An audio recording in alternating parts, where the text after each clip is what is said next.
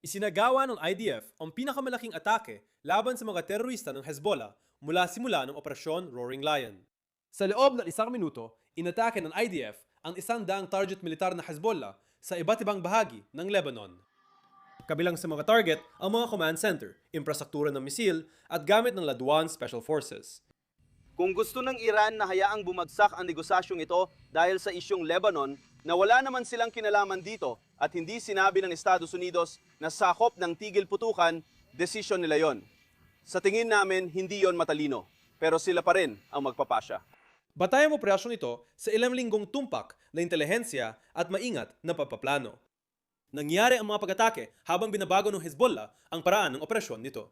Kamakailan, nadiskubre ng IDF intelligence na ang Hezbollah ay nagtatayo ng mga posisyon sa mas maraming lugar sa Lebanon, kabilang ang mga sibilyang komunidad, lampas sa dati nilang mga kuta. Bahagi ng estratehiya ng Hezbollah ang paggamit ng sibilyan bilang panangga.